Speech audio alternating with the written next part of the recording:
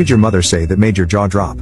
1. My first year of college, chemistry was kicking my butt. I came home for the weekend, pulling my hair out. Mom asked, "Can I help you?" I said, "What do you know about chemistry?" Not in a snotty way, just a perplexed way. Dad laughed and said, "She's a nurse." For the next hour she taught me better than my professor. She blew my mind by making me see her as a person and not just mom.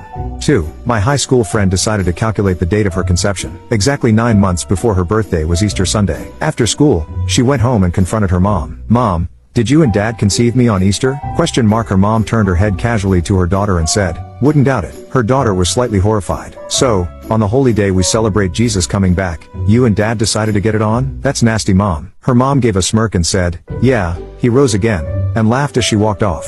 3. Your dad and I remade our wills. If I die first, I've left everything in the house to you. Okay, I'm confused. I required clarification. So I asked her, "Just what do you mean by everything in the house?" So she recited the list. All the furniture, all the artwork, all her crystal, china, silverware, all her collectibles, books, porcelain, the lamps, her jewelry, clothing, Christmas decorations, fine linens. Yeah, it was basically everything in the house. I was dumbfounded and also more than a little queasy. Mom, I would never come in and strip the house. I would never do that to Dad. Why would you write your will that way? So she explained. She told me she had seen several cases where the wife died first and left everything to her husband. Then the husband remarried but never updated his will. The husband died. The second wife got everything and would not permit the children to have any of their late mother's possessions. Then she looked me straight in the eye and stated, "I know your father. If I die first, he will remarry. He just wouldn't be able to live on his own. And I will be darned if some other woman is going to walk in and treat my items as her own." Yes, my mom paid for most of the items herself. She worked, bought quality, and wasn't about to see someone else waltz off with her stuff.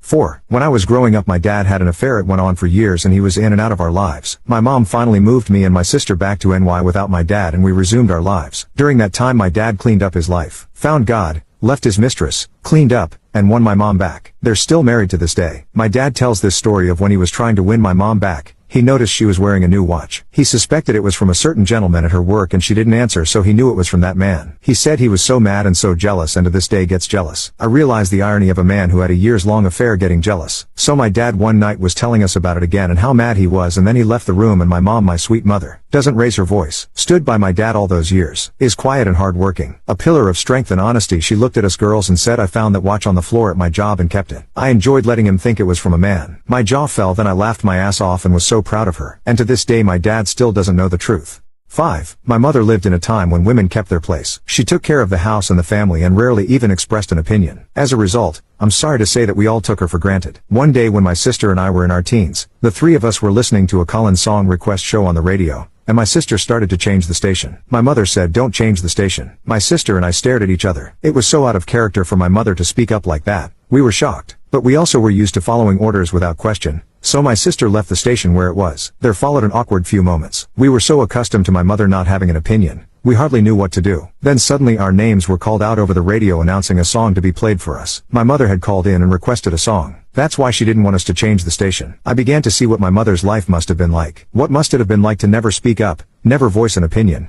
to have people shocked when you made a simple request. I looked at my mother with new eyes that day, and I gained a new respect for her and all that she did for us. 6. I was on Tinder, shortlisting girls, swiping right. So, my father was constantly asking me to do that work. I tried to dodge. My father asked my mother, "What's his problem?" My mom replied, "Just few seconds more, then he is free for 12 hours. After the right swipes get exhausted once, Tinder allows it to do after 12 hours. 7. Normal, healthy teenage girls do not do this kind of thing. You're a sexual deviant. I was 15 years old and had been caught looking at some, let's say less than SFW things. I really couldn't do anything but gape as my mom, my sweet, accepting, loving mother who had told me over and over that I could always come to her with anything, that I was disgusting and messed up for even thinking about that kind of thing. She dragged me to my therapist the next day and threw herself down on the couch with me, much to my therapist's surprise, and began to describe how wounded she was, how betrayed, and how disgusted she was with me for watching that. Thankfully, my therapist was having none of that, and she kicked my mom out of the office before assuring me that I was not damaged, messed up, or a deviant in any way. I was a teenager. I don't think my mom ever forgave my therapist for that, but I do know that I completely stopped talking to her about everything that day. She still asks me sometimes why I'm so distant. I don't answer because I know she would pitch a fit if she knew it was because she was the very first person,